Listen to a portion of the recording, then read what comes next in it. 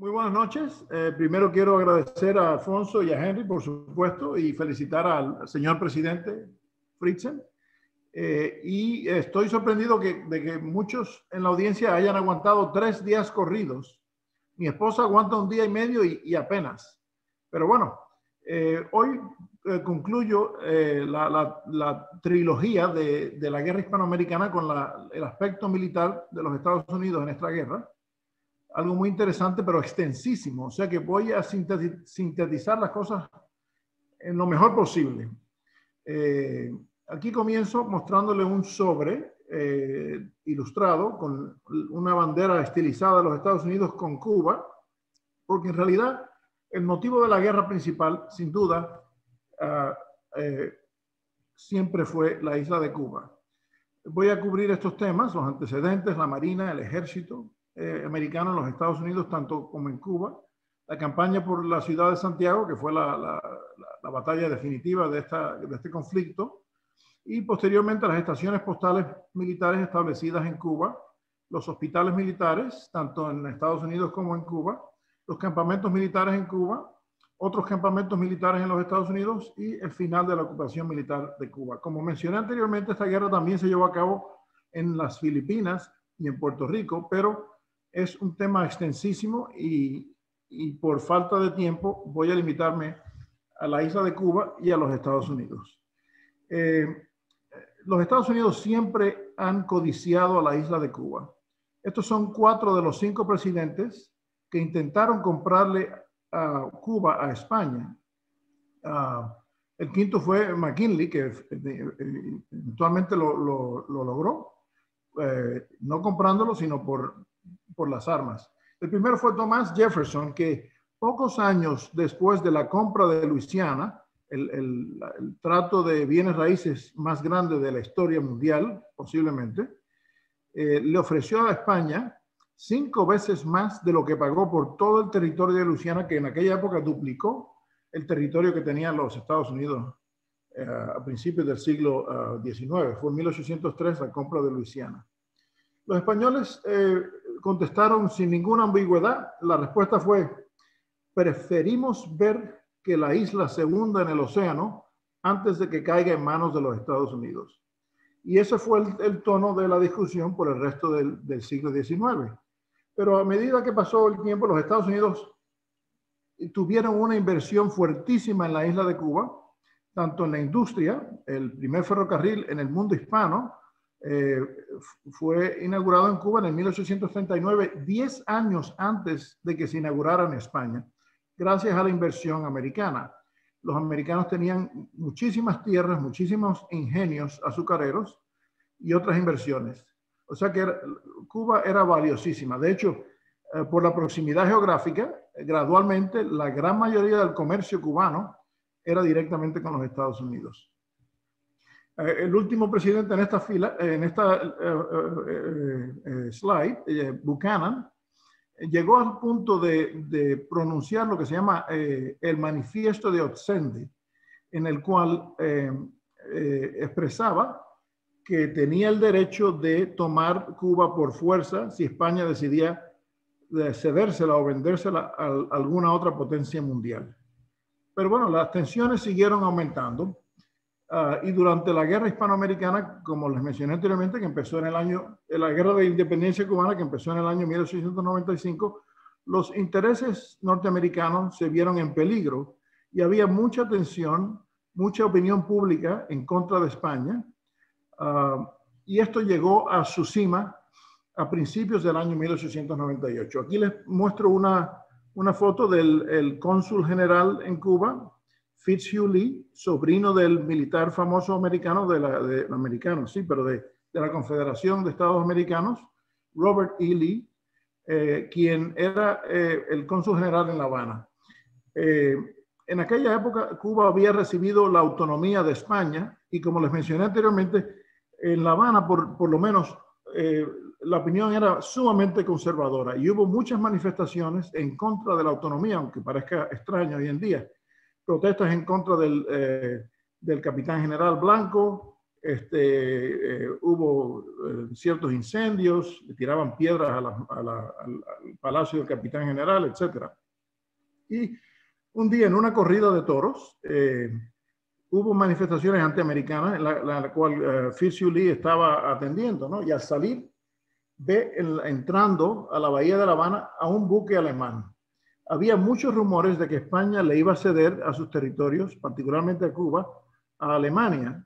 Y esta tarjeta postal, una tarjeta típica de los marinos alemanes, fue enviada el 25 de enero de 1898 de La Habana a Guesen. Un miembro de la tripulación del vapor Gneisenau, ¿no?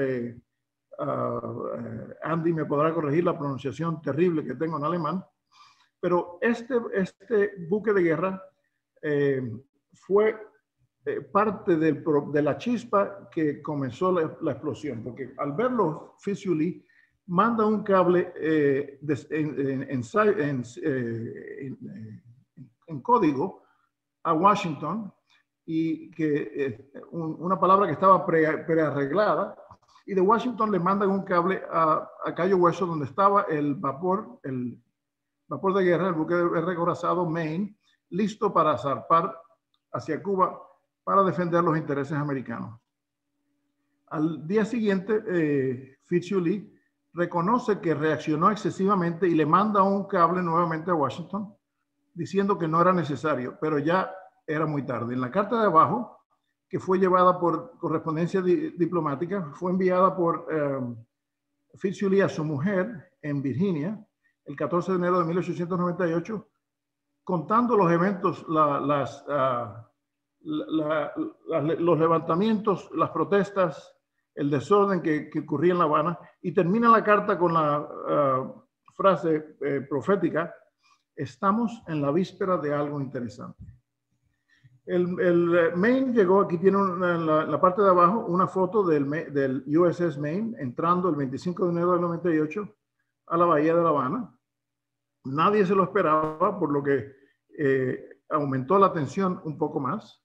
Y en la parte superior izquierda hay una carta de las pocas que se conocen en manos privadas, enviada por John Matza, que era un carbonero en este barco, que falleció durante la explosión del Maine. En la parte superior derecha es una foto del cementerio Arlington, el cementerio nacional de los Estados Unidos, donde están enterrados muchas personalidades y muchos militares. Y esta es la sección del monumento al Maine. Ese es el mástil principal del Maine. Y el nombre de Matza, entre ellos, entre todos los 268 individuos que perecieron durante la explosión, está grabado alrededor de ese monumento. Misteriosamente, el 15 de febrero de 1898, el Maine explota en La Habana, y eso desató una serie de especulaciones de la causa de la explosión. Aquí tienen la página principal de uno de los periódicos de la prensa amarilla de la época, el New York Journal, alegando que la destrucción del buque de guerra Maine fue el trabajo de un enemigo. A la izquierda tengo la foto de Clara Barton, que fue la fundadora de la Cruz Roja Americana, que casualmente se encontraba en La Habana, en el Hotel Inglaterra, llevando ayuda a los refugiados cubanos víctimas de la guerra, lo que se llamaban los reconcentrados. Esa es otra historia larga que puede ser el tema de otra charla. Y Clara Barton describe con detalle cómo se destruyeron todos los cristales del hotel y de todo el área con la explosión. A la derecha, en la esquina superior derecha, sale una foto del Maine que fue reflotado en el 1911 porque era un peligro para la navegación dentro de la bahía de La Habana. Una junta de investigación de la Marina determinó erróneamente que la explosión había ocurrido fuera del buque, y eso desató la declaración de guerra. Hubo amenazas de ambas partes, y de hecho España le declaró la guerra a Estados Unidos 2 días antes. Los Estados Unidos oficialmente declararon la guerra el 25 de abril, pero lo hicieron de forma retroactiva hasta el 20, porque ya habían capturado una serie de buques que querían quedarse con ellos. Lo primero que pasó fue la interrupción de la correspondencia, como pueden ver aquí. Hubo 3 ciudades en los Estados Unidos que manejaban correo a Cuba o a España, o en tránsito de otros lugares, como la tarjeta superior izquierda, que es una tarjeta postal de Guatemala, a Madrid, entrando por Nueva Orleans, donde se le puso la marca Unmailable during hostilities with Spain. Se conocen 2 ejemplares de esa marca. La carta de arriba tiene una marca aplicada en San Francisco, un destino poco usual, de Australia a La Habana, con la marca que el despacho a España o las colonias españolas está prohibido por motivos de la guerra. Ese texto se utilizó en varias otras marcas y cuños, y etiquetas, como la que ven en la esquina izquierda inferior. Es una carta de Filadelfia por vía de Nueva York a Santiago de Cuba, que recibió la etiqueta con el mismo texto, interrumpiendo el tránsito hasta Cuba. La primera, bueno, aquí les menciono qué tipo de concesión postal tuvieron los militares americanos. No fue tan generosa como los españoles, quienes disfrutaban de franquicia postal por completo. La orden postal del 7 de junio de 1898 les concedía a los soldados marinos, infantes de marina e individuos asociados a las Fuerzas Armadas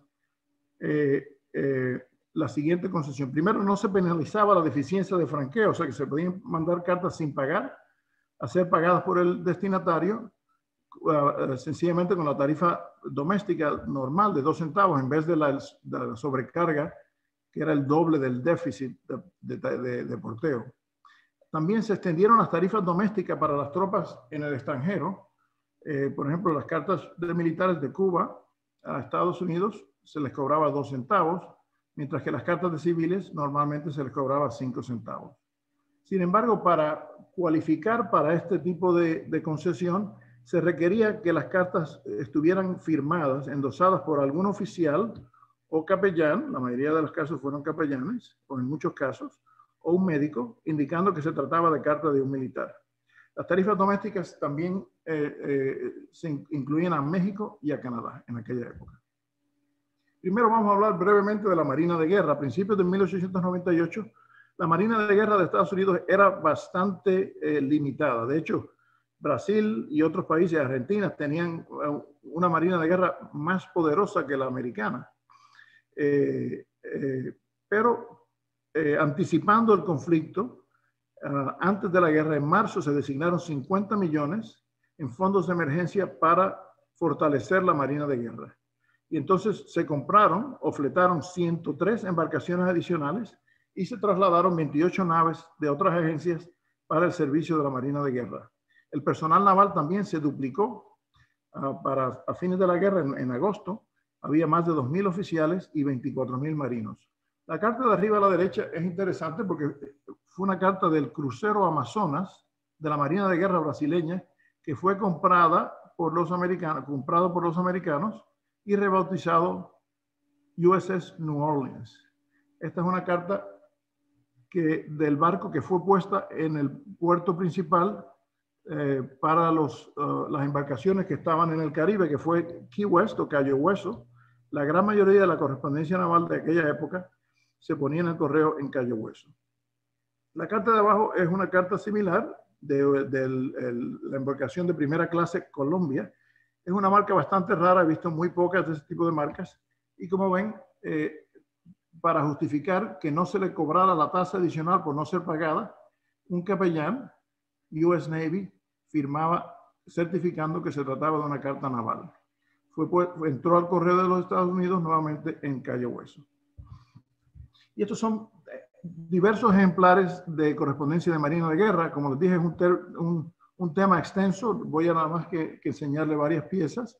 Esta carta fue enviada de la embarcación Vulcano en Guantánamo, una carta de marinero firmada por el oficial. Fue enviada sin pagar, nada más se le cobró 2 centavos de tasa en vez de 4, que hubiese sido la penalidad de no haber sido una carta de militar. Esta carta demuestra algo que sucedía con frecuencia, como los buques estaban en movimiento, no siempre se sabía dónde se podía encontrar a la tripulación. Esta carta fue enviada a un ingeniero a bordo del Brooklyn en La Habana, pero al llegar a La Habana el barco ya se había ido, por lo que fue enviado por el Topeka, perdón, a otro barco, al Topeka, en el Departamento de la Marina en Washington para ser reencaminada hasta su destino. La carta esta de la esquina inferior izquierda es similar, enviada de California y encaminada varias veces, primero a Nueva York, después a Norfolk, Virginia, y eventualmente acabó en Portsmouth, New Hampshire. Esto se ve con cierta frecuencia. La carta de abajo a la izquierda, también enviada sin pagar, se originó en el buque Resolute. Tiene la firma del comandante endosándola, y después se transfirió a otro barco que la llevó hasta Cayo Hueso, el Nashville, y en Cayo Hueso recibió la marca de entrada y se mandó sin pagar hasta su destino, donde el destinatario acabó pagando los 2 centavos con un par de sellos de tasa. El primer acto beligerante fue el bloqueo naval de Cuba. Había leyes específicas. No toda la isla se pudo bloquear porque no tenían los recursos navales los norteamericanos, por lo cual declararon ciertas ciudades, y eso cambió con el tiempo, bajo bloqueo naval. Y eso era un término legal porque eso permitía capturar embarcaciones del enemigo que trataran de cruzar el bloqueo. Y también se le permitía a embarcaciones neutrales que cruzaran el bloqueo mientras tanto, siempre y cuando se pudieran inspeccionar. Y esta es una carta muy interesante enviada dentro de Cuba, de La Habana a Santiago de Cuba, por vapor costero. El vapor español Argonauta estaba recorriendo la costa sur de Cuba, cerca de Cienfuegos, donde se encontró a varios buques norteamericanos, los cuales le salieron salieron a perseguirlo, y finalmente, después de varios cañonazos de salvo, el Nashville, que lo ven aquí abajo, acabó capturándolo, y este fue el premio de guerra más grande de este conflicto. Y la correspondencia se devolvió. Esta carta iba dirigida al consulado del Imperio Alemán en Santiago y tiene la nota muy interesante por Argonauta, capturado por los americanos, entregada aquí por el gobierno militar y recibida por esta comisión, que fue a la Armada Americana el día 3 de junio de 1898, según el incluso volante. Una pena que no se haya conservado el volante, pero es la única carta que yo conozco capturada durante el bloqueo naval norteamericano. Y ahora rápidamente nos movemos al ejército americano. Justo antes de la guerra, el ejército americano estaba totalmente, no estaba en absoluta, no tenía ninguna preparación para este conflicto. Apenas tenía 28,000 tropas regulares y 115,000 hombres en la Guardia Nacional. La Guardia Nacional es un tipo de milicia que todavía existe, organizada por cada estado. Estos civiles entrenan 1 o 2 veces al mes y en caso de conflicto los llaman para unirse al ejército si es necesario. El presidente americano McKinley no tenía ni la más mínima idea de cuánto iba a durar el conflicto, ni cuántos hombres o recursos eran necesarios. Así que adivinó y pidió en el 23 de abril, pidió un llamado a voluntarios que se sumaran al ejército. El primer llamado fue de 125,000 hombres, que rápidamente se llenó. No sabiendo si fuese necesario más, el 25 de mayo hizo otro llamado por 75,000 hombres adicionales. Pues el interés por la guerra era tal que hubo más de 1 millón de hombres que se ofrecieron como voluntarios, muchos de los cuales obviamente no pudieron entrar al ejército.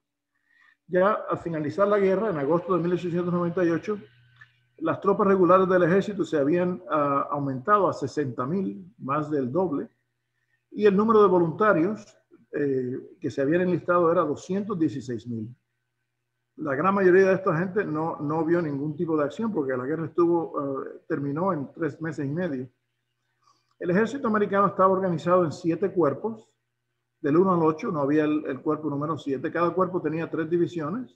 Cada división se componía por 3 brigadas y cada brigada tenía 3 o más regimientos que se dividían en batallones, compañías, similar al ejército español que les mencioné anoche. Y estos son, en la parte superior izquierda es la portada del periódico New York Journal, pidiendo los 125,000 voluntarios para que se sumaran al ejército. Y aquí vemos cómo se pedía posteriormente más ayuda a voluntarios por el sistema postal. Esta carta tenía un impreso que se mandaba a diferentes correos y el administrador de correo recibía el impreso y lo ponía en el bulletin board para atraer a gente que se enlistara en el ejército. La carta de abajo es un sobre impreso que dice "We're coming, Major McKinley, 75,000 hombres más". Vamos al llamado. Voy a mencionar a vuelo de pájaro el rol importantísimo que la YMCA llevó a cabo durante la guerra. La YMCA fue fundada en 1844 en Inglaterra para proveer entretenimiento sano a los jóvenes del campo que se iban yendo a la ciudad. En el 1851 se extendió a los Estados Unidos y durante la Guerra de Secesión tuvo un rol importante facilitando la correspondencia de las tropas.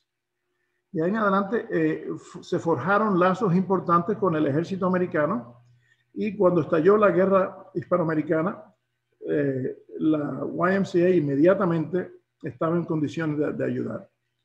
Se firmaron convenios con el ejército, con el gobierno, y a partir del 30 de abril se permitieron los miembros de la YMCA en los campamentos militares americanos, en los campamentos militares fuera de los Estados Unidos y en los buques de guerra. Una cosa relevante a lo que estamos discutiendo hoy es cómo facilitaron la correspondencia. La YMCA estableció carpas, en algunos casos enormes, ¿no? De 60 pies, donde se ofrecía entretenimiento sano, porque afuera de los campamentos militares había muchas cantinas, muchos bares, muchos teatros de mala muerte. Y aquí no se ofrecía alcohol, obviamente, se ofrecía bebidas frías, se ofrecía lectura, Biblias, música y, por supuesto, además de periódicos, escribir cartas. La mayoría de la gente en aquella época en el ejército, creo que el 93% eran alfabetos, pero no siempre escribían bien y los voluntarios de la YMCA se conocían como secretarios. Había 528 secretarios a través del país en los campamentos militares y en algunas embarcaciones y algunas estaciones militares fuera del país. La YMCA donaba cartas, sobres y papel de escribir y ayudaba a la conducción de la correspondencia. Aquí abajo ven una foto contemporánea de una de esas casas de campaña o carpas donde se escribía, donde se ayudaba a escribir correspondencia, y esta es una tarjeta anunciando los servicios en uno de los campamentos militares más grandes, el campamento Thomas, y decía, se provee gratuitamente papel de escribir y sobres, plumas, tintas, material de lectura, mesas para escribir, pero se venden los sellos y las tarjetas postales. Eso se vendían excepto en San Francisco, que les voy a explicar por qué. Había competencia para la YMCA y se concedieron $1,000 en sellos, se les regalaron a los militares en ese campamento. Al finalizar la guerra, la YMCA ya había regalado más de 2,5 millones de sobres, por eso se ven todavía con cierta frecuencia, que los voy a mostrar más adelante. También habían regalado mucho más de papel de escribir timbrado con el logo de la YMCA. La competencia por la YMCA era protestante. En algunos lugares había población católica de números significativos. Y esta sociedad, Catholic Truth Society, también iniciada en Inglaterra, pero con sucursales en los Estados Unidos, estuvo activa en San Francisco, en los campos en San Francisco, pero solamente en San Francisco. Y esta gente sí donaba sobres, como el que ven aquí abajo, sobres impresos, papel, y también donaban sellos. Según las estadísticas de esta sociedad, ponían sellos hasta 2,000 cartas por semana, o sea, una cantidad enorme. Y por eso en San Francisco la YMCA, por la competencia que tenía, también regalaba sellos. En los otros lugares los vendía. Y estas cartas muestran los dos tipos de cuños que se emplearon por la Catholic Truth Society, este circular, que es un poco más raro, y este ovalado, que no es común, pero no es tan raro como el otro. Adelante. Los primeros campamentos militares fueron campamentos locales y regionales en ciudades o estados. No se sabía cómo se iban a manejar el influjo masivo de voluntarios, y lo que se decidió inicialmente fue reunirlos cerca de donde vivían en lo que se llama en inglés fairgrounds, o el centro de hipódromos o campamentos vacíos, y aparecieron literalmente cientos de campamentos en todos los estados y en casi todos los territorios de los Estados Unidos. Muchos tuvieron una duración efímera y no siempre se les dieron nombres formales, ¿no? Los nombres venían, se les daba el nombre del gobernador del estado o del comandante de la Guardia Nacional. Estos campamentos pequeños y breves no contaron con sus propias marcas postales, su correspondencia se ponía en el correo local. Casi todos los soldados en estos campamentos eran miembros de la Guardia Nacional o voluntarios.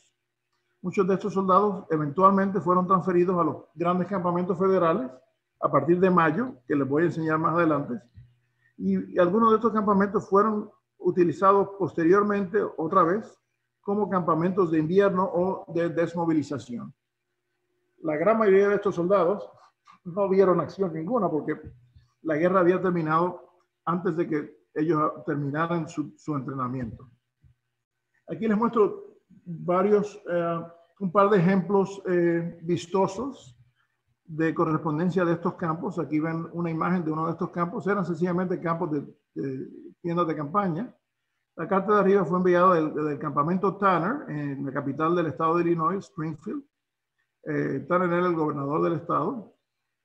Lo mismo esta carta de aquí abajo con el logo Remember the Maine, acuérdense del Maine, que fue el canto de batalla de los americanos durante este conflicto, ¿no? En el campamento Bushnell, en la capital de Ohio, Columbus, dentro del estado.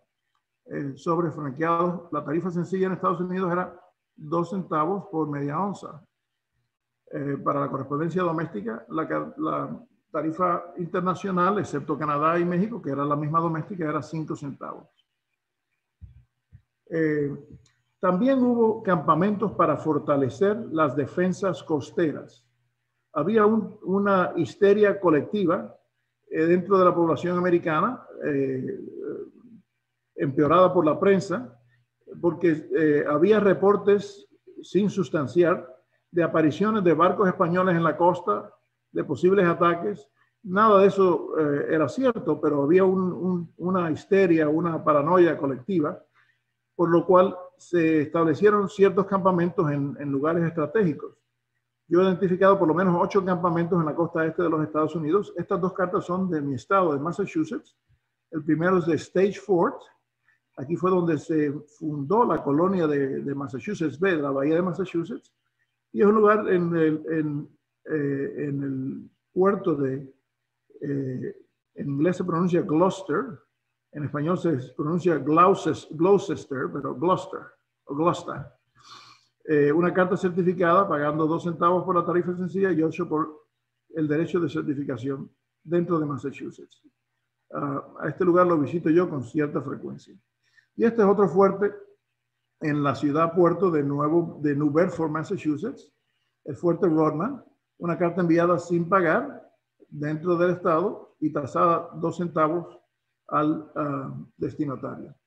Las cartas de estos campamentos son relativamente raras en comparación con los otros, ¿no? Y esos son los campamentos de los cuales la inmensa mayoría de la correspondencia de ejército de los Estados Unidos fue generada. Se decidió inmediatamente después de los campamentos regionales, locales, iniciales, que se requería campamentos mucho más grandes para poder entrenar todo un cuerpo del ejército junto. y se establecieron 8 campamentos militares federales. Aquí los listo, se los voy a describir con más detalle a continuación. Los primeros 4 fueron los más grandes y la inmensa mayoría de la correspondencia, los primeros 5, yo diría,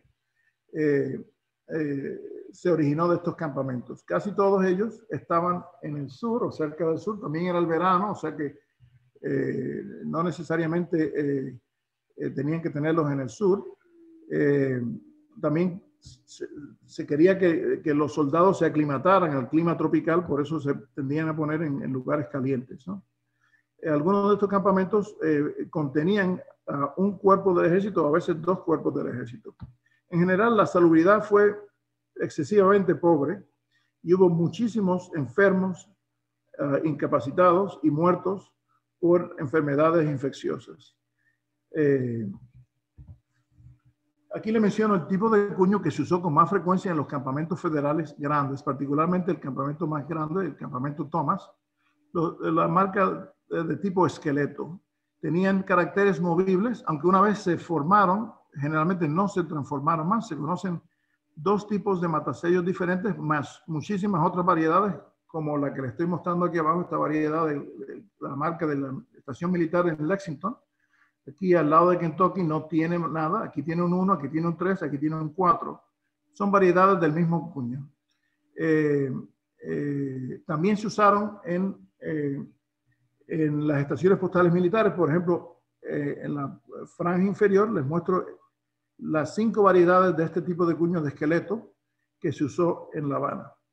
Se usaron en otros lugares como en Puerto Rico, en otras partes de Cuba. Su diámetro era uniforme de 22,5 milímetros cada uno, y tenían este concelador ovalado, a veces con el centro vacío, a veces con números. Los números variaban del 1 al 3 y se usaron en algunos lugares con gran frecuencia, en otros lugares no tan frecuentemente.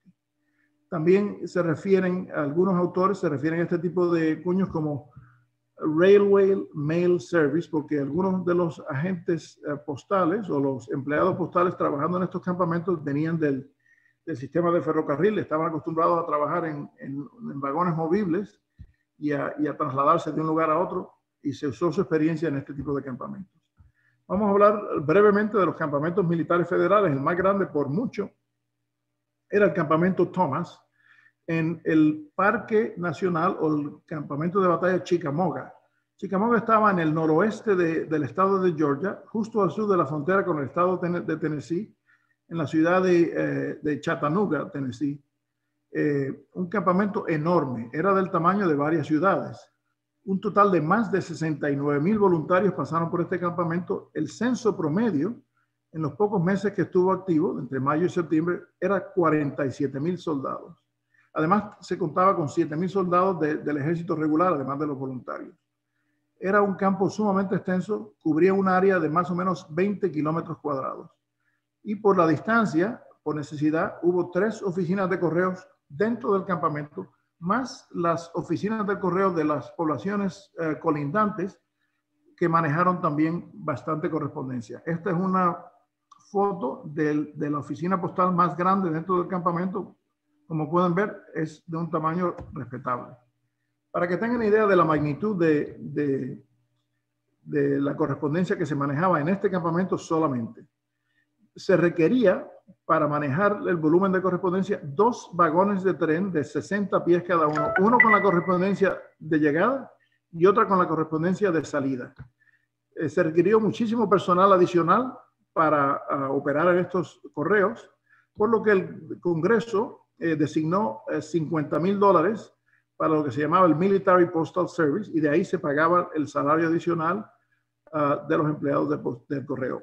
En las oficinas colindantes fue requerido que se emplearan 19 nuevos empleados postales que trabajaban desesperadamente. Eso fue antes de que abrieran los campos dentro del campamento, de 16 a 18 horas al día. Eran del Railway Mail Service y se conoce bastante correspondencia de los pueblos adyacentes. En el campamento Thomas se utilizaron por lo menos 7 tipos de cuños diferentes.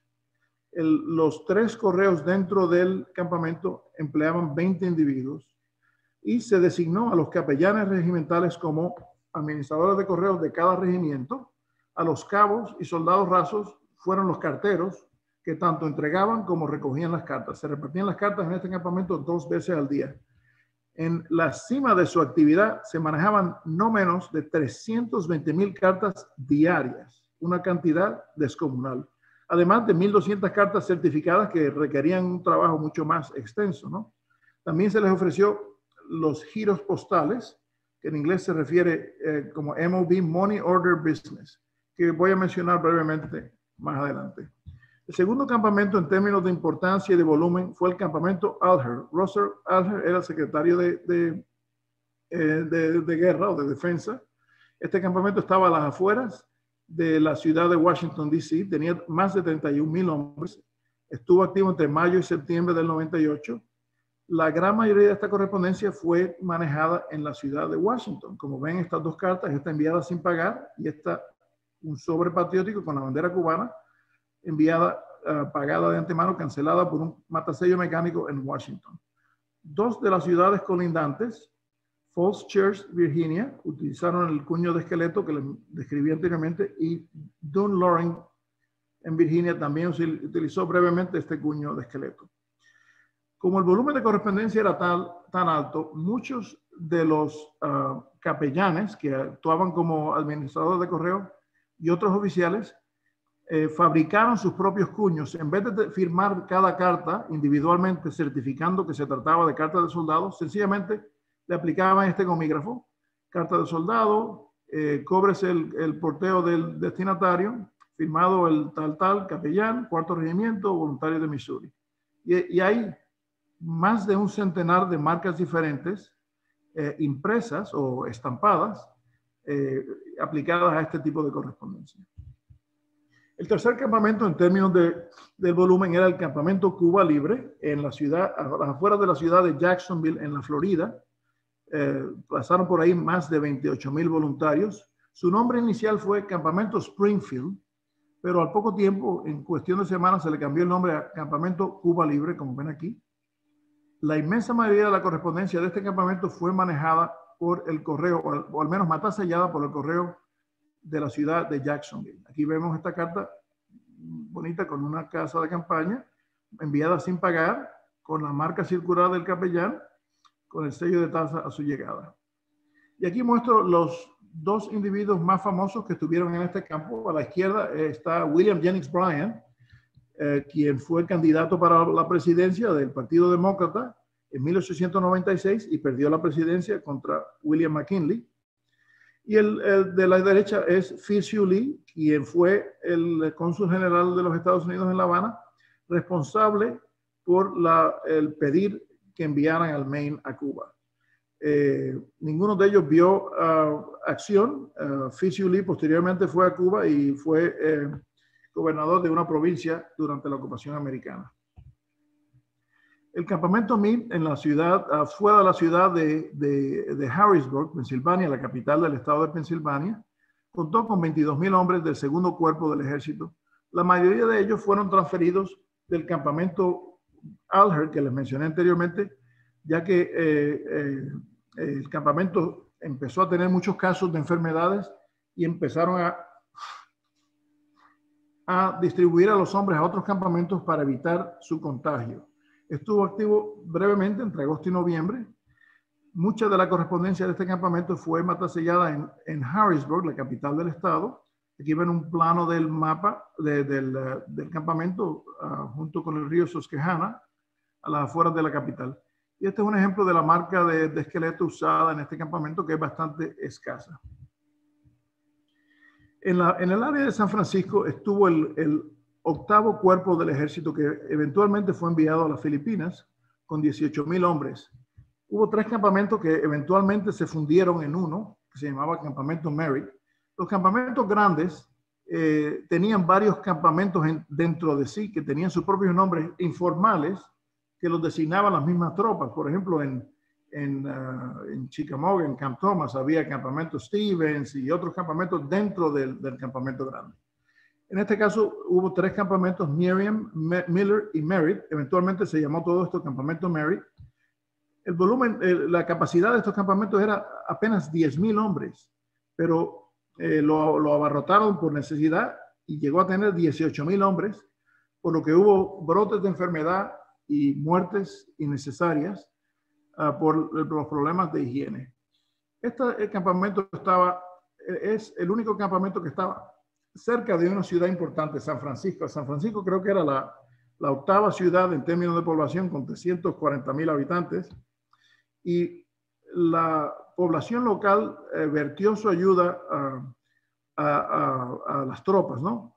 Regalaba sellos, sobres, los invitaban a comer en su casa cuando tenían pases. Hubo un apoyo muy grande.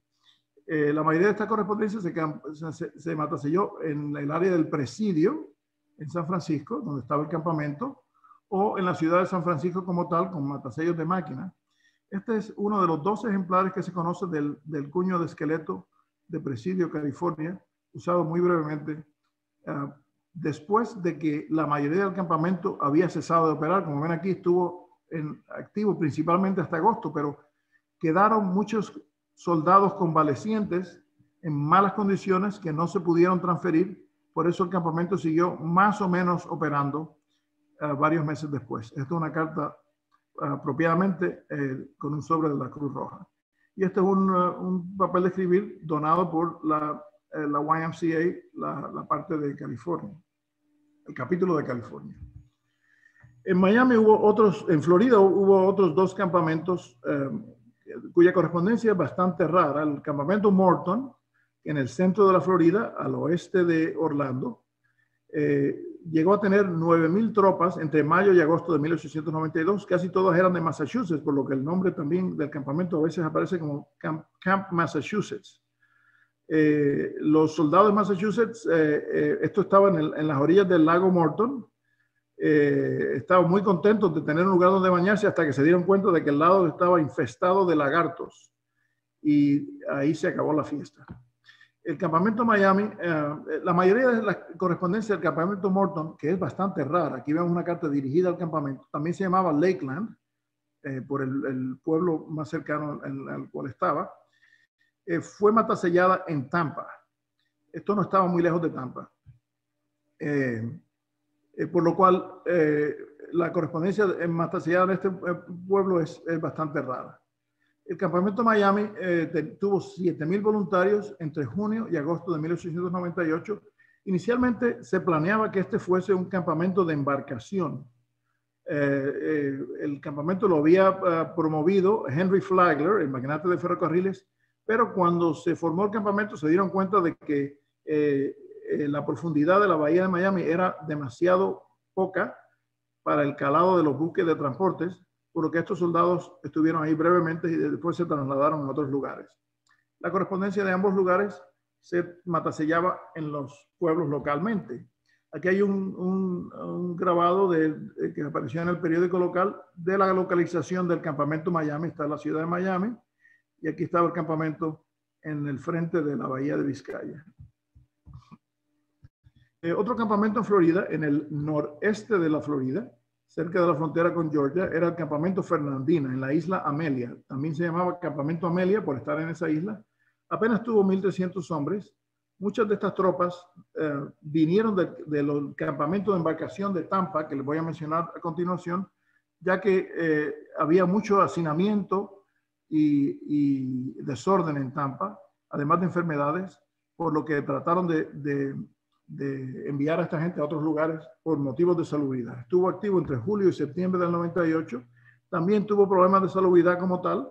Aquí les muestro una carta matasellada en el pueblo local de Fernandina, y estas cartas tienen el matasello de esqueleto. Y este es uno de los 2,5 millones de sobres regalados por la YMCA. Todos tienen este diseño con la dirección central de Nueva York, y todavía se encuentran con frecuencia, no son raros en absoluto. Y este es un sobre impreso del campamento Fernandina, que es relativamente escaso. Un servicio que estuvo disponible fue el de giros postales o Postal Money Orders o Money Order Business. A petición popular, a partir de junio, mediados de junio, se hizo disponible este servicio. Los soldados recibían su sueldo en efectivo y algunos, en vez de mandar dinero en sobre, mandaban los money orders, que eran equivalentes, los compraban en un lugar a pagarse en otro lugar. El problema fue que se le envió tanto dinero a los soldados en los campamentos, particularmente en los campamentos grandes como este, campamento Thomas, que el correo local se quedó sin dinero. Y hubo muchos disturbios y quejas, por lo que temporalmente se suspendió eso por varios meses. Este servicio también estuvo disponible en las estaciones postales militares en el extranjero.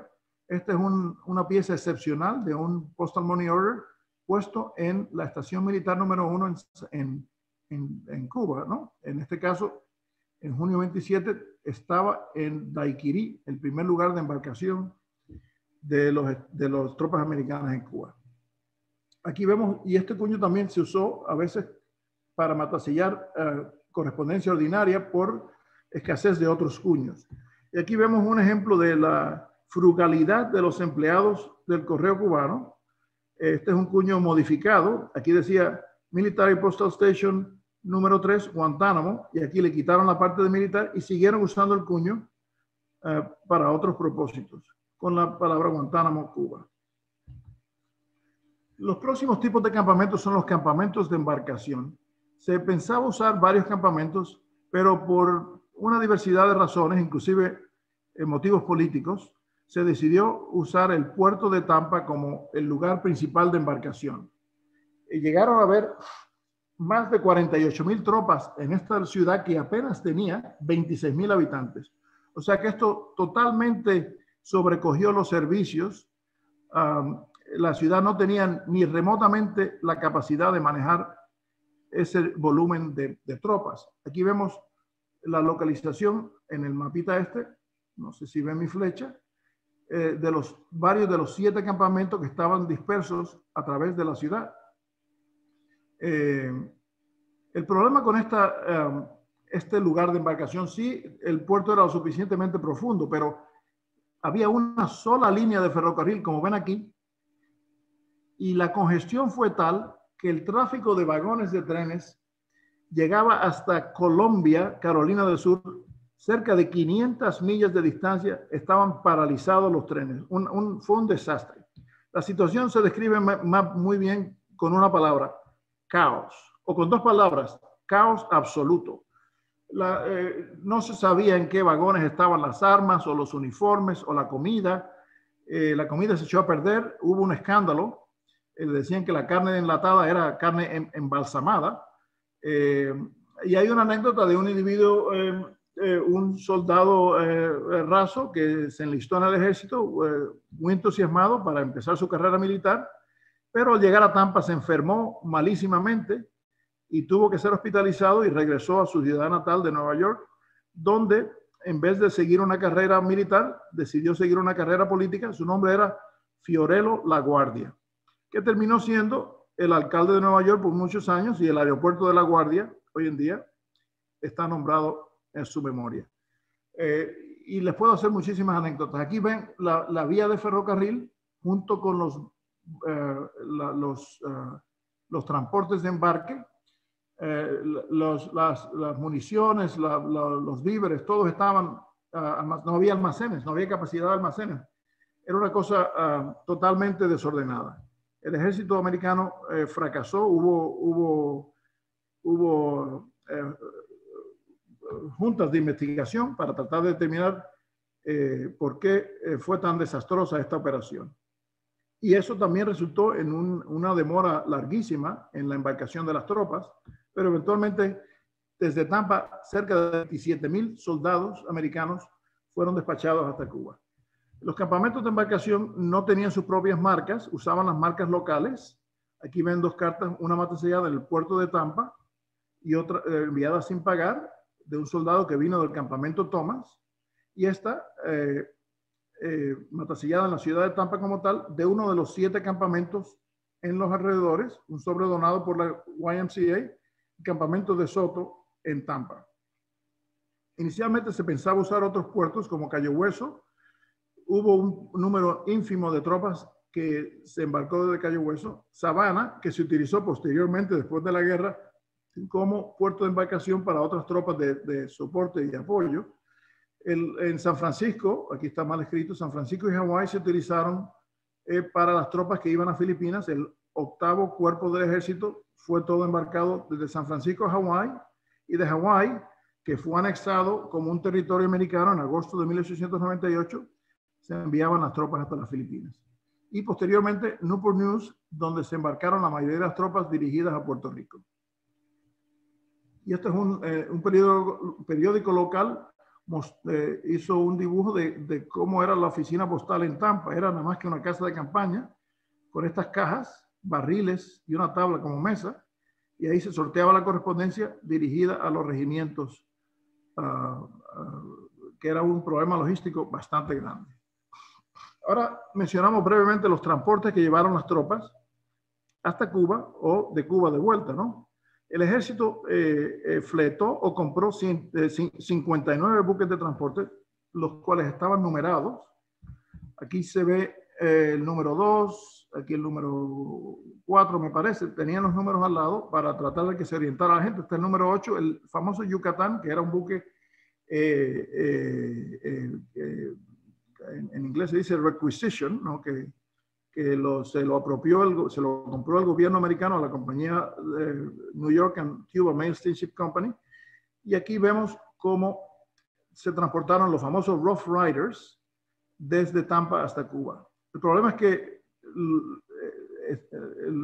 estaban apretadísimos los soldados. De hecho, esta era una unidad de caballería que terminó siendo una unidad de infantería porque no había espacio para los caballos, excepto los caballos de los oficiales.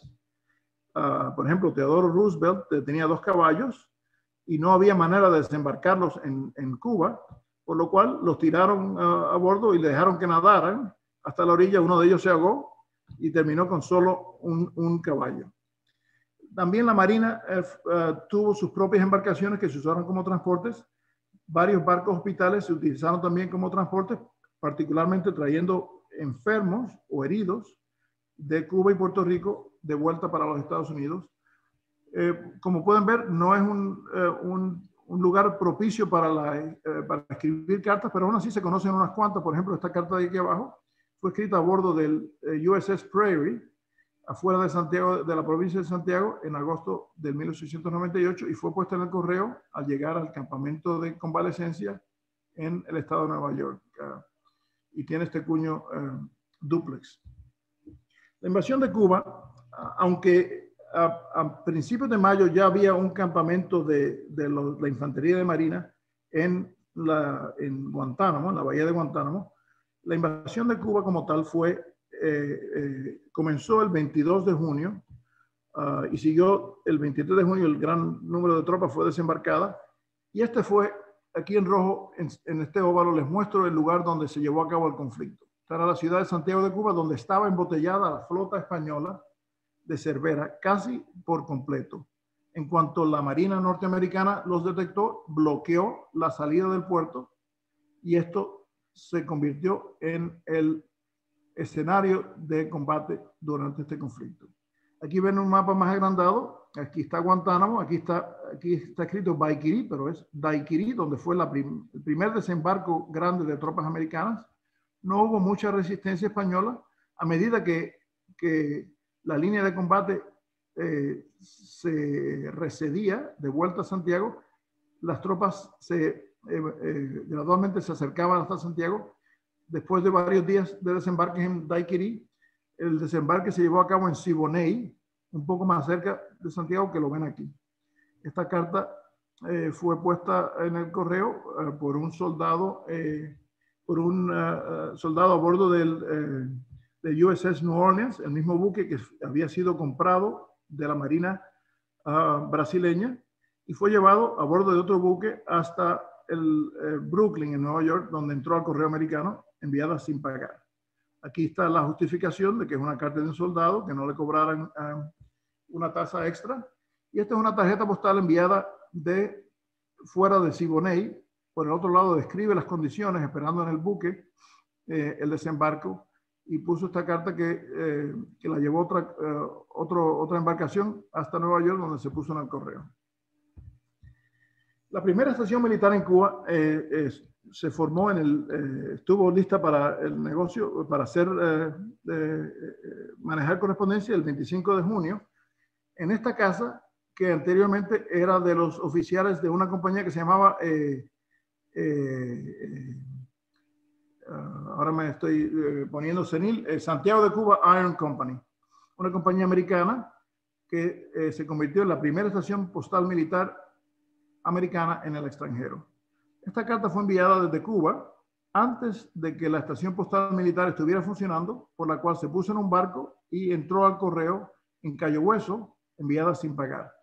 Esta es una de las primeras cartas conocidas, mataselladas el 29 de junio, en este caso, en la primera estación postal militar en Daiquiri. A medida que la estación se movió hacia el oeste, aquí vemos, esta fue puesta en Siboney, el mismo tipo de cuño, pero en negro. Se conocen varias de estas cartas con el mismo tipo de cuño, pero en color rojo-violeta, puestas también en Siboney. La batalla principal de la guerra que selló el destino de este conflicto fue una serie de batallas de tierra a principios de julio de 1898, pero la batalla definitiva fue la batalla naval del 3 de julio de 1898.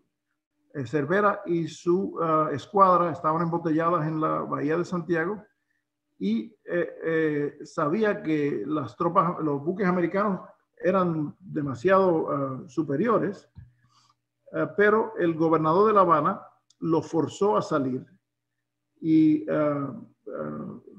como se dice en castellano, reluctantly, Cervera decidió salir en la madrugada del 3 de julio, sabía que iba a ser una misión suicida, e inmediatamente los buques que no fueron hundidos, inmediatamente los encalló para disminuir el número de muertos o de casualidades de guerra.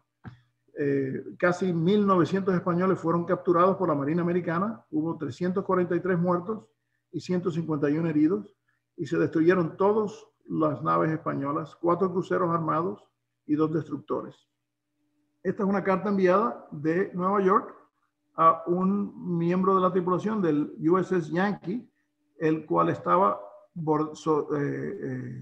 sitiando la bahía de Santiago, esperando la salida de la tropa de Cervera, y fue enviada a un agente encaminador en el Navy Yard, en la base naval de Brooklyn, en Nueva York, para que se le diera curso hasta su destino, porque el remitente obviamente no sabía la localización de este buque.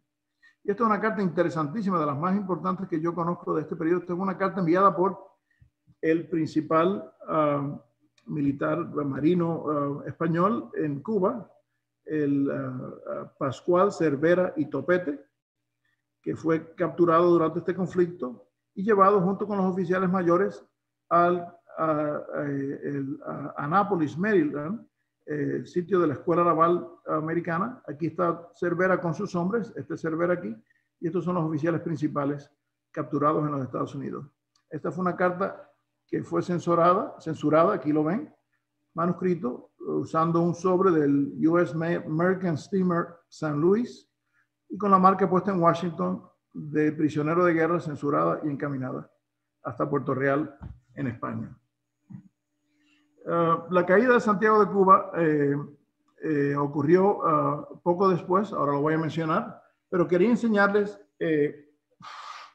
rápidamente esta carta, que es la única que yo he visto, una correspondencia excepcional enviada por este individuo, Teodoro Roosevelt, que inicialmente fue secretario asistente de la Marina, y cuando se dio cuenta de que iba a haber un conflicto, renunció y fue como voluntario a la unidad de caballería, el First U.S. Volunteer Cavalry Regiment, conocido como Rough Riders. Le dio el título de teniente coronel.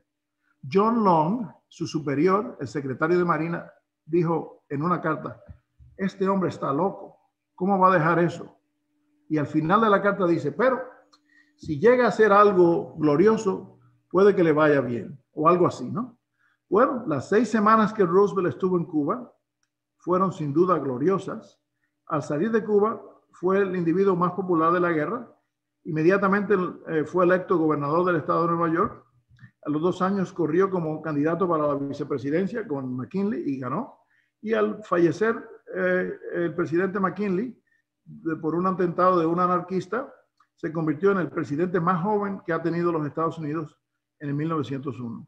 Y esta es una carta enviada por él sin pagar, carta de soldado T. Roosevelt, coronel, First U.S. Volunteer Cavalry, usando el cuño capturado de Santiago de Cuba y tasada a su llegada a Nueva York. La única que he visto de él enviada desde Cuba. La caída de Santiago ocurrió el 17 de julio del 98. Las tropas americanas ganaron una serie de batallas en la colina de San Juan. Aquí está Roosevelt posando al tope de la colina de San Juan con las tropas y la bandera americana, acabando definitivamente con la resistencia española que protegía de las afueras de la ciudad de Santiago. Santiago capituló el 17 de julio, las tropas americanas entraron y el correo se estableció, el correo americano, en el correo antiguo español el 21 de julio.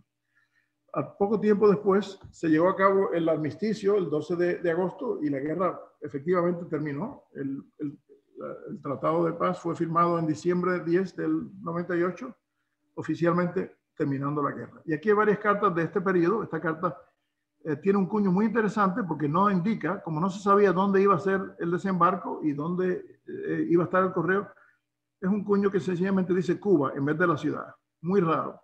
Se conoce menos de una docena. Y aquí en la parte baja de este fechador tiene las iniciales New York Post Office. Las estaciones postales militares de Cuba estaban a cargo del Correo de Nueva York, las de Puerto Rico estaban a cargo del Correo de Washington y las de Filipinas estaban a cargo del Correo de San Francisco. Una carta de soldado enviada sin pagar. Al llegar a los americanos al Correo de Santiago, lo primero que hicieron fue capturar los cuños, utilizarlos. Es que hay dos ejemplares de dos tipos de cuños comunes, fechadores numerados. Tiene el número 4 aquí, que era el número de la oficina postal de Santiago de Cuba, dentro de Cuba. Este que no tiene borde y este con borde. Estos cuños se introdujeron en 1888, o sea que estaban bastante gastados. Y estas son un par de cartas. Esta fue por correspondencia enviada por un civil. Aquí se ve que se permitió a partir de mediados de julio la correspondencia civil de las estaciones postales militares en Cuba. Y este es un sobreimpreso de la YMCA para el departamento de Tampa, de un soldado que vino de Tampa a Cuba. En Cuba se establecieron 39 estaciones postales militares numeradas. En Puerto Rico hubo 8 numeradas, 8 sin numerar. Aquí muestra este mapa la localización de estas estaciones y cuándo se establecieron formalmente. La primera fue, lógicamente, Santiago de Cuba, la número 1, en julio del 98. Las demás, en rojo, fueron las establecidas en diciembre. En naranja, las establecidas en enero. Y las amarillas, las que se establecieron en febrero del 99. Pero al poco tiempo de establecer estas estaciones, se le cedió oficialmente el control de estas estaciones a la administración civil en febrero, y a pesar de eso siguieron usándose los cuños porque había escasez de cuños. O sea que la gran mayoría de los cuños de las estaciones postales militares fueron usadas después de la transferencia al control civil. Este es un tema extensísimo. En mi libro creo que tengo 90 y pico de páginas solamente de este capítulo. Hay cientos de marcas diferentes. En mi opinión, es una correspondencia fascinante. Aquí les muestro brevemente ejemplares notables, ¿no? Esta es una carta certificada de la estación postal número 1, pagando 2 centavos por una carta sencilla y 8 centavos por la certificación. Aquí endosada para concederle la tarifa doméstica a este soldado desde Cuba. Esta fue una carta enviada desde Manzanillo, en la provincia de Oriente, al sureste de la isla, en cual el remitente dice, los sellos no se pueden obtener, y recibió el único ejemplar que se conoce de esta marca, tasa de 2 centavos, estación militar número 6, Manzanillo. Y cuando llegó a su destino en Baltimore, se le puso el sello de 2 centavos de tasa. Esta es una carta franqueada de antemano con el fechador de esqueleto usado en La Habana, un soldado de Virginia. Y esta es una carta enviada a un soldado en Cuba, pero franqueada con 2 centavos en vez de 5 centavos, por lo cual tuvo una deficiencia de 3 centavos y fue tasada 6 centavos. Y aquí se demuestra cómo la frugalidad que les mencioné anteriormente, este era un cuño militar que sencillamente le quitaron la parte Military Postal Station y la parte New York Post Office y siguió usándose en Puerto Príncipe. Igualmente la marca auxiliar esta que dice undeliverable, no se puede entregar, se le borró la parte Military Station Here y se siguió usando el resto del cuño que lee aquí Puerto Príncipe. Fue encaminada varias veces hasta que se devolvió a su remitente. Y este es un sobre que se usaba para giros postales. Enviaba los giros postales dentro de este sobre. En muchos casos se usaron postalmente por necesidad, por escasez de sobres. Y esta es una carta muy interesante en la cual el administrador de correos fue el que garantiza que se trata de una carta de un militar. Escribe aquí en español carta de militar, pone su cuño y acepta el porteo de 2 centavos. Este sello de 2,5 centavos se vendió y se usó como de 2 centavos. Hubo sellos de 2 y 2,5 centavos, pero todos se vendían como 2 centavos. Una carta sencilla, fragada de antemano a los Estados Unidos. Y esta carta fue enviada por un soldado, pero como no se certificó como tal, no se tasó 2 centavos, se le cobró 5 centavos en vez de 2, y el remitente se le tasó 2 centavos. Lo mismo muestra este cuño que le borraron la parte, le eliminaron la parte que lee Military Postal Station y siguió usándose por la administración civil. Este se trata de una envoltura, un impreso, que fue doblado para cubrir un periódico o una revista, enviada con la tarifa de impresos de 1 centavo desde Placetas, una marca muy rara, usando el frente de un sobre donado por la YMCA dirigido a los Estados Unidos. Ahora nos movemos al tema de los hospitales militares. Al igual que los españoles, los americanos sufrieron muchísimo por enfermedades de hacinamiento en los Estados Unidos o por enfermedades tropicales en el Caribe o en Asia, en Filipinas. Esta es una carta enviada por un miembro del cuerpo de hospitales, Hospital Steward, desde el campamento Thomas, en Chickamauga, a Massachusetts, un sobre patriótico. Esta es una carta con una marca de la estación del hospital en el fuerte Monroe, en Virginia, una carta dentro de los Estados Unidos. Esta es una carta dirigida a un médico en el Hospital Naval de Norfolk, Virginia, enviada por un miembro de un barco, sin pagar, entró por Brooklyn. Al llegar a Norfolk, el individuo no estaba ahí. La gran mayoría de los médicos militares no eran miembros del ejército, sino eran empleados por contrato. Y muchos de ellos no duraron mucho, se movían con frecuencia, las condiciones no eran ideales. Y en este caso, el destinatario probablemente se fue del hospital y se la encaminaron a Pottsville, Pensilvania. Y esta es una carta de Vermont dirigida al campamento Thomas, a un miembro de los cuerpos de hospital. El personal médico, para resumir la tragedia de salud, esto resume las muertes de los militares americanos durante este conflicto. Más de 5.500 murieron de enfermedades, tan solo 496 murieron en combate y 202 de ellos murieron posteriormente por heridas sostenidas o por accidentes o en combate. O sea que casi 10 veces más el número de muertos por enfermedades infecciosas prevenibles que por combate. Y esta carta humorística impresa tiene esta cosa impresa aquí que dice: ¿los españoles nuestros enemigos? No. Y el soldado está siendo embestido por un león con el nombre fiebre amarilla. Ese fue la causa principal de las muertes en el trópico de los soldados americanos. Esta carta fue enviada desde La Habana. Aquí hay una carta enviada por un miembro un cirujano asistente del hospital desde La Habana. Esta es una carta enviada a un miembro del departamento médico en Siboney, el segundo lugar de desembarco de los Estados Unidos en Cuba. Y estos soldados o estos empleados se movían con frecuencia. Esta es una carta certificada desde Nueva Orleans. No se encontró el individuo, se le puso el puño no se encuentra en Cuba, de la estación militar. Primero se le puso la segunda noticia, lo trataron de buscar, pero no se encontró y eventualmente se devolvió al remitente por no poderse encontrar el destinatario. Y esta es una carta certificada, evidentemente filatélica, enviada por un miembro de la Cruz Roja Nacional desde La Habana a los Estados Unidos.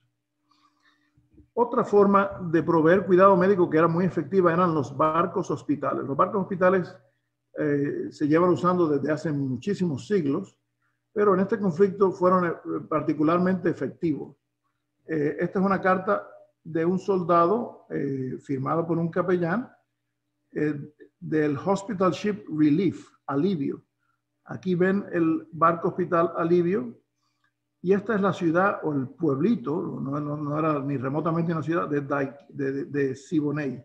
Después de Daiquiri se mudó el campamento militar, la estación postal militar y la mayoría de las tropas hasta Siboney, pero hubo una epidemia de fiebre amarilla por lo cual se tomó la medida drástica de quemar la ciudad, el pueblo, perdón, por completo. Se le dio incendio. Aquí ven el pueblo en llamas. Este es el barco Relief con la bandera de la Cruz Roja pintado de blanco con una raya roja. Esta era la manera de designar los barcos hospitales en aquella época. Este es otro barco hospital, el Missouri, estacionado en La Habana con la cruz suiza de la Cruz Roja y una raya roja designándolo. Hubo barcos hospitales del ejército, hubo barcos hospitales de la Marina, de la Cruz Roja, y el estado donde yo vivo, que ha sido un pionero en el cuidado médico desde hace siglos, el estado de Massachusetts, pidió una suscripción por una campaña periodística, y los ciudadanos del estado donaron suficiente dinero para comprar o equipar un barco hospital que se llamaba el Bay State, del nombre viene de la bahía de Massachusetts, que se le donó al ejército. Y aquí esta es una carta enviada por un miembro de la tripulación de ese barco. Este es un tema extenso que se puede hacer una charla muy larga sobre el mismo, ¿no? Aquí muestro varias cartas interesantes relacionadas a los hospitales. La primera está escrita por un individuo al este de Siboney, en julio 19, hospital de fiebre, 1,5 millas al este de Siboney. Evidentemente este individuo falleció de fiebre amarilla. Y esta fue una carta enviada sin pagar hasta los Estados Unidos.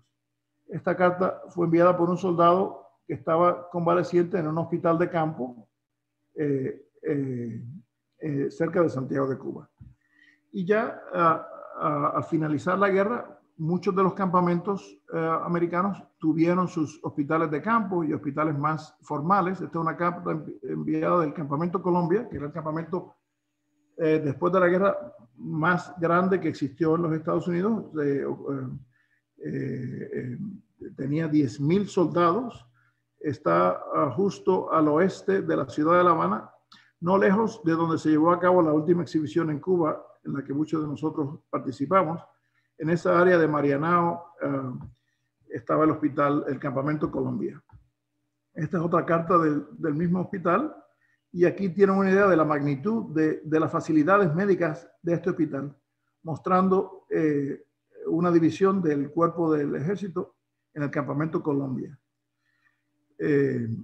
Ya a principios de agosto había por lo menos 4,000 tropas americanas en Cuba enfermas, la mayoría de malaria o paludismo, otras de fiebre amarilla. La fiebre amarilla tenía una mortalidad mucho más alta, por lo cual hubo la urgencia de evacuar a los soldados lo más rápido posible y de traer nuevas tropas.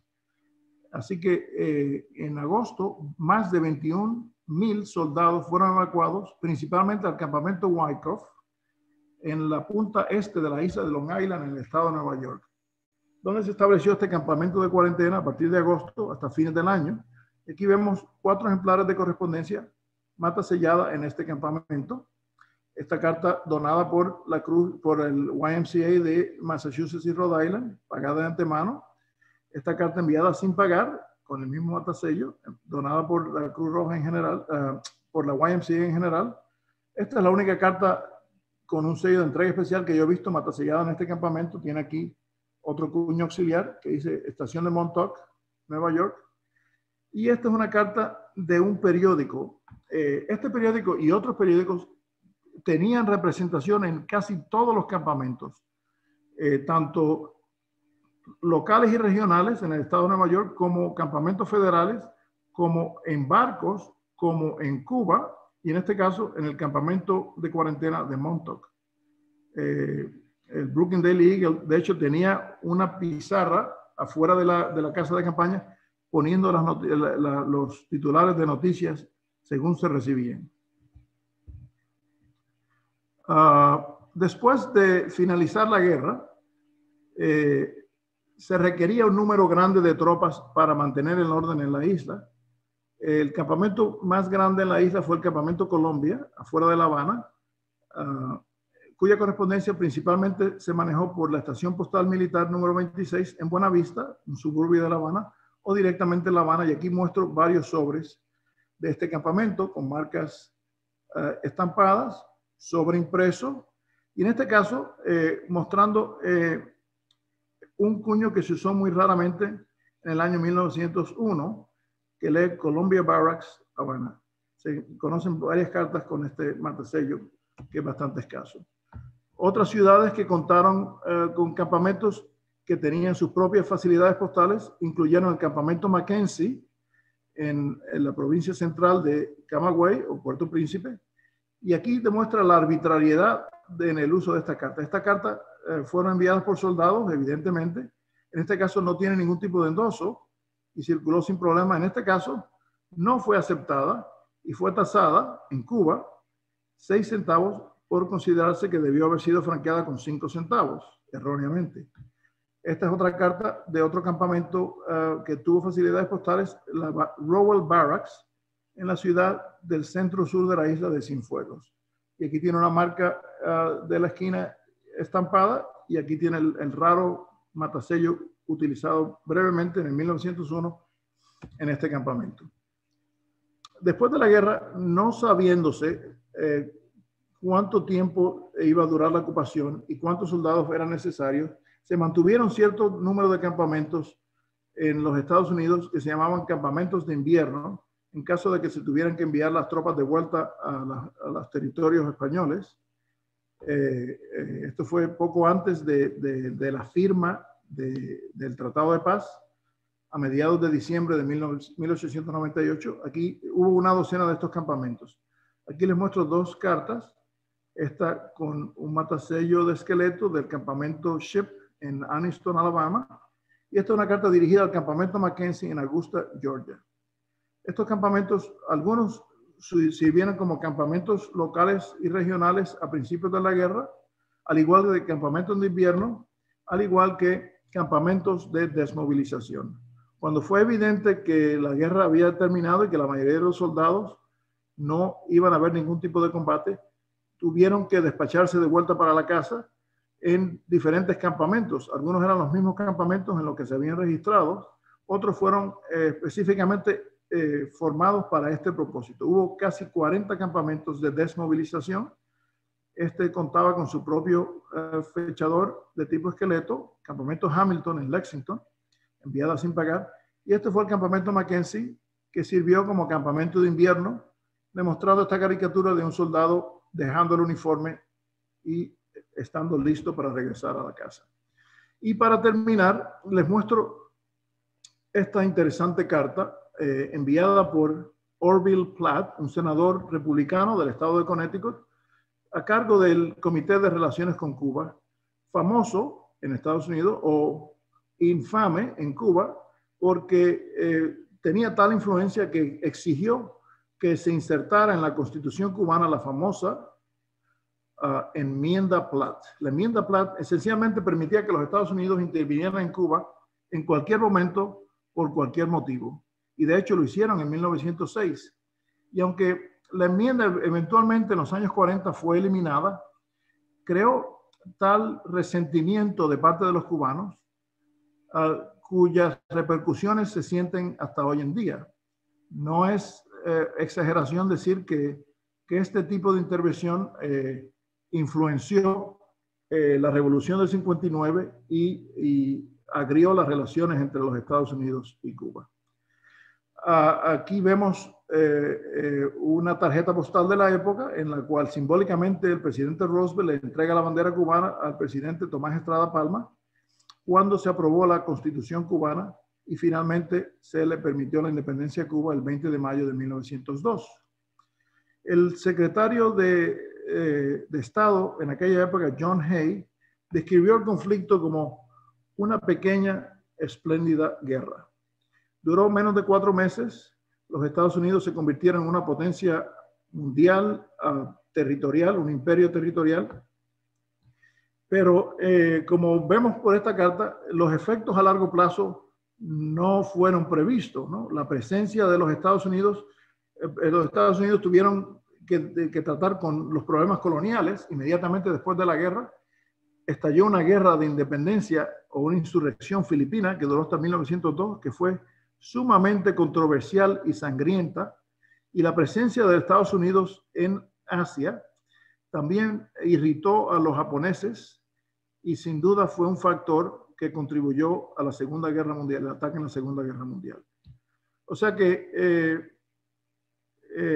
algunos eventos tienen consecuencias no previstas, no previsibles a largo plazo que la historia eventualmente juzgará de una manera u otra.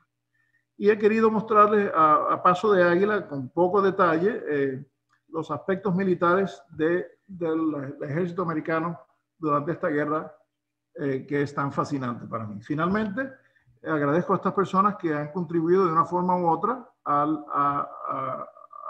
material que les he presentado. Y aquí les muestro una estatua que está cerca de mi casa, en el pueblo adyacente. Esta estatua se llama The Hiker, un soldado americano en Cuba a pie. La primera se esculpió en 1906 y fue tan popular que hoy en día existen 60 copias idénticas a través de los Estados Unidos. En mi estado nada más hay más de una docena de estas estatuas en muchos pueblos. La mayoría de la gente le pasa por el frente sin tener ni idea de lo que significó, pero esta guerra tuvo unas implicaciones muy grandes en la historia mundial y, por supuesto, más fascinante para nosotros en la historia filatélica. Así que muchas gracias por su atención. Muy bueno, Yamil. Felicitaciones, Yamil. Muy interesante. Muy bueno. Tuve que hacerlo rápido por buena, necesidad, ¿no? Pero felicitaciones. Gracias. ¿Preguntas por ahí?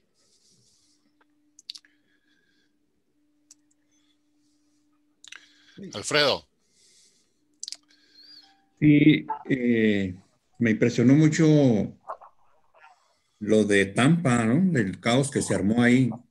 ¿Cuánto tiempo tomaba el buque, Yamil, de Tampa a Cuba? Tomaba más o menos 1 día y medio por ahí. Pues, ¿sabés? Lo interesante del Gneisenau, que haya sido el culpable del comienzo de todo esto, era un buque que tenía muy poca arma, era un buque de entrenamiento. Exacto. Sí. Que había salido de visita a lo que llamaban la estación de América Central y había ido a Haití, a Venezuela, a Cuba. En Cuba estuvo 4 o 5 días o 6 días y realmente no era un peligro. Sí, y se dio cuenta, Fitzhugh se dio cuenta él mismo de que reaccionó excesivamente y quiso reparar el daño, ¿no? Pero bueno, fue demasiado tarde. A veces son esas chispas que comienzan una guerra y que no se pueden apagar. Sí. Bueno, la misma explosión del Maine, hoy en día se sabe que fue un almacén de pólvora sobrecalentado dentro del barco, que no fue una mina externa lo que causó la explosión, ¿no? Pero eso probablemente fue más que nada un pretexto. Ya hubo un fracaso diplomático entre las dos naciones y había mucha presión popular a favor de la guerra, ¿no? No entré en todos esos aspectos periodísticos y políticos que son fascinantes también. Había intriga de espías. Sí. Este es un tema larguísimo, ¿no? ¿Qué más? ¿Quién dice que una de esas no fue en realidad más que un error, en realidad una chispa encendida a propósito? Sí, bueno, es conjeturas, ¿no? Estados Unidos estaban esperando la chispa. Sí, había habido combustión espontánea en otros buques de diseño similar en otros lados, ¿no? O sea que por qué sucedió ese día en La Habana, el destino, ¿no? ¿Quién sabe? Pero por años también se dice que la prensa aquí en Estados Unidos, como Hearst, ellos estaban promoviendo irse con guerra por Cuba por años. Si se hace el research y mira los periódicos como el Herald Times, el Tribune, por mucho tiempo antes de empezar la guerra, ya ellos estaban poniendo pretexto como para poner la guerra. Básicamente vilifying España. Sí, yo tengo una charla de más de una hora sobre ese tema, una charla no filatélica del periodismo amarillo, ¿no? El periodismo amarillo proviene de una caricatura que se llamaba The Yellow Kid, cuando los periódicos estaban experimentando con tintas de colores, que cambió de manos entre el New York World de Pulitzer y el New York Herald de Hearst, que incitaban a la guerra. Eran sensacionalistas los periódicos, ganaban un dineral por la circulación.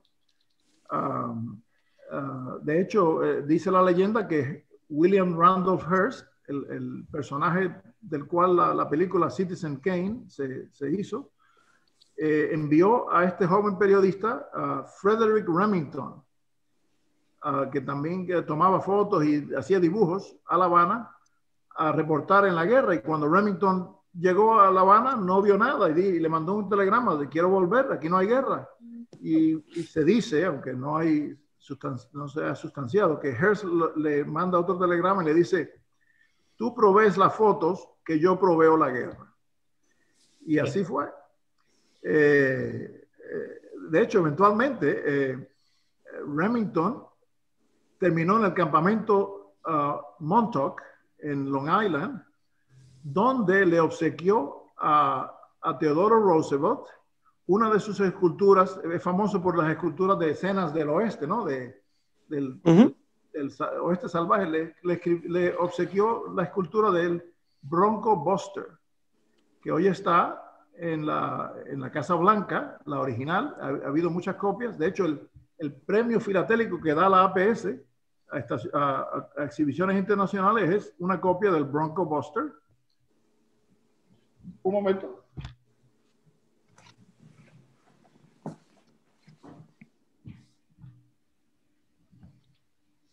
Exacto. Esta estatua. Sí, sí. Que se la obsequió Remington a Roosevelt en el campamento Montauk en Long Island. Así que este tema podemos hablar varias semanas del mismo, ¿no? Exacto. Y las escenas que se tomaron de la guerra cuando estaba Roosevelt, eso eran reenactments, ¿verdad? Muchas de ellas, sí. Ajá. Sí, bueno, las pinturas, ¿no? Porque no iba a estar pintando en medio del combate, ¿no? Se hizo con posterioridad. Pero los motion pictures que hay, los sí, poquitos segmentos que hay. Sí, hay fotos, hay películas mudas, obviamente. Y hay otras cosas. Había un globo de observación, hay fotos del globo y un sinnúmero de cosas muy interesantes, ¿no? Muy interesante charla, gracias, Yamil. Otra cosa que no incluí es correo por paloma. No lo tengo yo, pero tengo un ejemplar de un correo por paloma que enviaban los buques americanos a las estaciones en la costa y mandando mensajes. Y se conserva por lo menos uno que yo ilustro en el libro de un mensaje enviado por paloma. Correo aéreo temprano se llama eso. Me interesa, Yamil. ¿Cuál es el nombre de tu libro? Lo tiene ahí Mauricio. Tiene el fondo. Bajo 3 banderas. Es en inglés, ¿no? Pero... Está en el Collectors Club, ¿verdad, Yamil? Sí, sí, sí. Pero Bueno, de New York, fue ¿o el de Congreso Chicago? Club Chicago. de Chicago, pero lo tiene el Collectors Club de Nueva York y la APS. Y a mí una pregunta, ¿y de esas estampillas americanas sobrecargadas Cuba, se conocen errores, alguna doble impresión, invertido, algo de eso? Sí. Se conocen invertidos en los valores de 2 centavos, tanto el sello normal como el sello de tasa, es una pieza clave de esa tirada. Se conocen docenas de variedades de impresión fijas, de ciertas posiciones, de letras rotas, etcétera, y otras variedades variables, ¿no? Y también no entré en las emisiones provisionales, que eso es otro tema larguísimo, ¿no? Porque ya eso es más correspondencia, bueno, tanto militar como civil, pero estoy enfocado, esta charla fue casi exclusivamente en los aspectos militares del ejército americano como tal, ¿no? Sí, sí. No de todos los aspectos de la guerra, ¿no? Sí. Otra cosa, bueno, entiendo que debe ser posterior al retiro de los americanos. Si es que, ¿cómo es que se quedan con Guantánamo? Bueno, negociaron. Tomás Estrada Palma era muy proamericano, demasiado proamericano, y negoció un convenio para que los Estados Unidos tuvieran derecho a esa base militar que todavía la tienen, ¿no? Sí.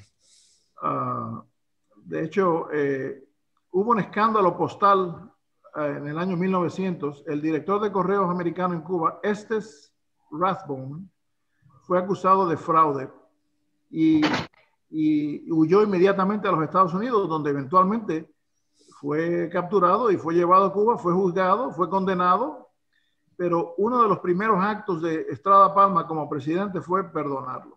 Eso mucha gente en Cuba no se lo perdona a él, pero eso demuestra la influencia americana que tenía el hombre, ¿no? Fue un hombre sumamente honesto, no se le conoce ningún escándalo, pero no se conoce por la oposición a los americanos, exactamente, ¿no? Siempre hay alguien. Siempre hay alguien.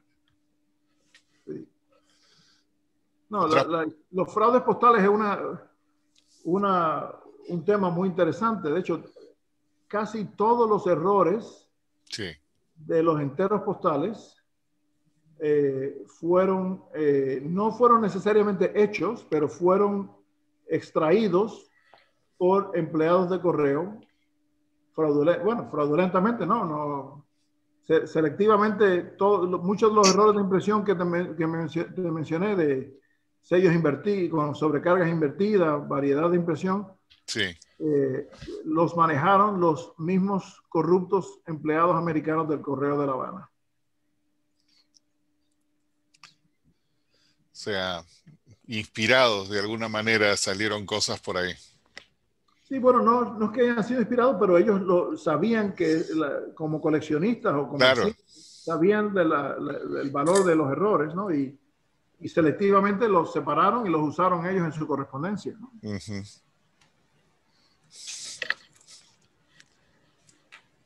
Por ahí tengo un slide en un campamento que se manejaban 250,000 cartas diarias o 25,000. Más. El número máximo era 320,000 cartas. Llegaron a tener 320,000 cartas al día. Una cosa inconcebible hoy en día, ¿no? Bueno, es que era el único medio, bueno, había telégrafo, pero no era el medio principal de comunicación a distancia. Y esto, bueno, imagínate, 50,000 soldados en un campamento, nada más que puedes marchar un par de horas al día, ¿no? No vas a marchar o disparar el día entero, o sea que no había otra cosa que hacer. La gente le escribía, ellos le escribían a la gente, te regalaban los sobres y el papel para escribir, en algunos casos te regalaban el sello, o sea que hubo un volumen de correspondencia descomunal, ¿no? ¿Pero todos esos sobres llevaban estampillas? No tenían que llevarla, pero bueno, 2 centavos. Hay correspondencia que menciona, no pude encontrar los 2 centavos, pero se podía mandar sin pagar a ser pagada por el destinatario, ¿no? Porque de llevar estampillas, pues es un volumen muy fuerte, ¿verdad? Estampillas, para ese tiempo es una producción muy grande, ¿no? Sí, sí. Bueno, pero estos sellos, los sellos americanos de los sellos de tiradas regulares se imprimieron en los billones Sí. o millones de millones, ¿no? Billones americanos, millones de millones no americanos, ¿no? Sí, pues los tirajes de estas estampillas son gigantescos, ¿no? Increíble. Sí, sí. Me hace acordar una anécdota de alguien que hablaba de la rareza de unas estampillas americanas, pero hablaba en forma porcentual, porque si lo ponía en números, pues era algo gigantesco. Sí, bueno, ya del sello de Colón de 1893, de 2 centavos, creo que se imprimieron 1.200 millones. Así es. Una cosa así, ¿no? Así es, increíble. Es que también el volumen de correo que se manejaba, ¿no? Sí. Otra cosa, Yamil, ahí enseñaste un par de sobres con el matasello de Presidio. Presidio es la base militar que, bueno, ya no existe, pero el área existe en San Francisco. ¿Qué era la peculiaridad de eso? Que van a Cuba, porque yo he visto bastantes con matasellos de Presidio, inclusive habían dentro de Presidio varias estaciones de correo y todo eso.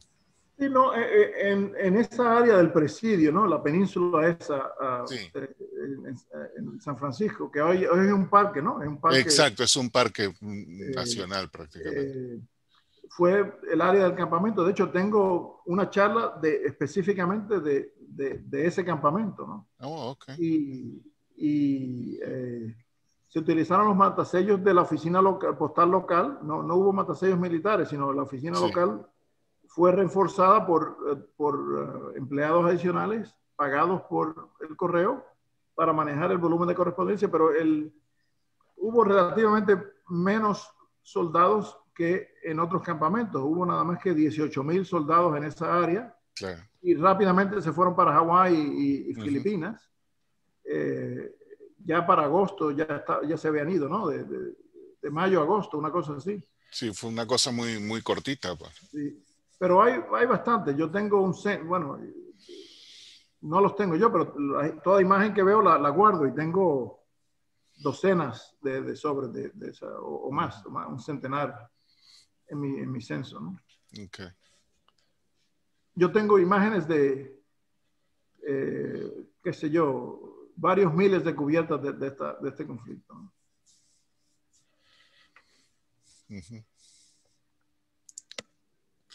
¿Alguna otra pregunta por ahí o comentario? Sergio. Sí.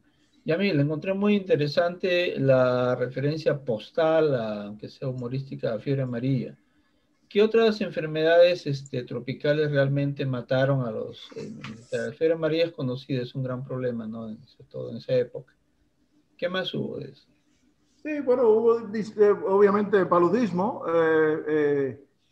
disentería, y no necesariamente tropical, pero la fiebre tifoidea fue la causa principal de muerte en los campamentos militares en los Estados Unidos, ¿no? Por problemas de higiene, ¿no? De falta de higiene, del agua contaminada, etcétera. Y no había tratamiento en esa época tampoco. No había antibióticos, en muchos casos no se entendía. Y tengo una charla de los aspectos médicos de la guerra, ilustrados con material postal, muy interesante, en mi opinión, en la que se desarrolla la investigación para determinar la causa de la fiebre amarilla. La hipótesis del doctor Carlos Finlay, cubano, era de que la transmitía el mosquito, y finalmente fue comprobada por una comisión, ¿no? La comisión, la CEAR, en la cual hubo voluntarios que trataron todo medio posible de infección, ¿no? Inclusive hasta inyectarse feces y orina de pacientes infectados, a ver si se transmitía así. Una cosa hoy en día inconcebible, pero hubo enfermeras voluntarias curas jesuitas voluntarios. El director de uno de los directores de esa comisión fue el famoso doctor Walter Reed, cuyo nombre lleva el hospital militar en Estados Unidos, en Washington, ¿no? O sea que los aspectos médicos de la guerra también son fascinantes, ¿no? ¿Y la correspondencia se desinfectaba o sí, no hubo nada de eso? Sí, eso es controversial porque mucha gente en colecciones muestra cartas que tienen huecos o que está cosida. Yo muestro esa carta, pero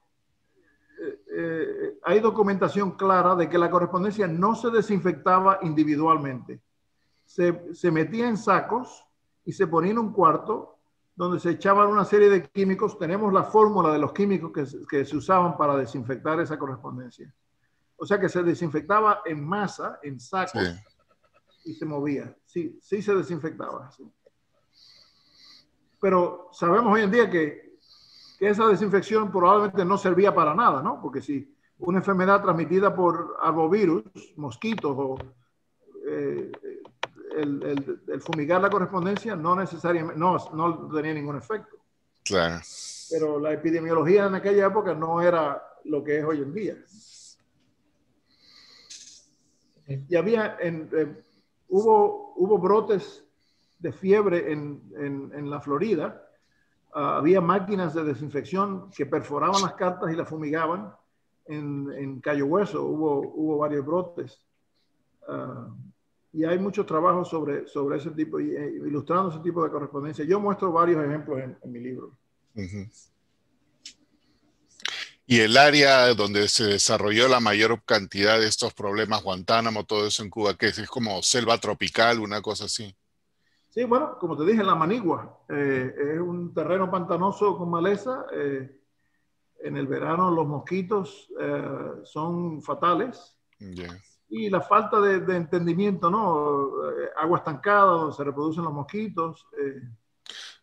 Es más o menos como los pantanales ahí en el sur de la Florida, me imagino. Algo similar. Sí. Okay. Un terreno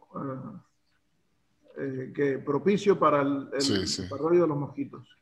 De hecho, y finalmente cuando se demostró que eran los mosquitos quienes transmitían la fiebre amarilla, de hecho, Carlos Finlay fue postulado para Premio Nobel de Medicina por David Ross, que había ganado el Premio Nobel de Medicina en 1902 por demostrar que el mosquito transmitía la malaria, el paludismo. Pero bueno, no se lo ganó porque era algo similar. Claro. Gracias al entendimiento de la transmisión de la fiebre amarilla fue que se pudo construir el Canal de Panamá. Se tomaron medidas importantes de salubridad, eliminar agua estancada, el medio de crecimiento de los mosquitos, y fue así que se logró construir el canal sin perder miles de vidas por enfermedades, ¿no? Eso está bien documentado y es muy interesante. Sí, sí, definitivamente. ¿Alguna cosa final por ahí? No veo a nadie. Jorge, Yamil, muchísimas gracias. Bueno, gracias a ustedes. La buena noticia es que no me van a tener que escuchar más hasta el año que viene. Era una broma, Yamil. Sí, no, yo lo digo en serio. No, o sea, con esta altura de charlas podríamos escucharlas día por medio, así que no hay problema. Wow, tremendamente gusto. gusto. Así es, gracias. Y el día de mañana...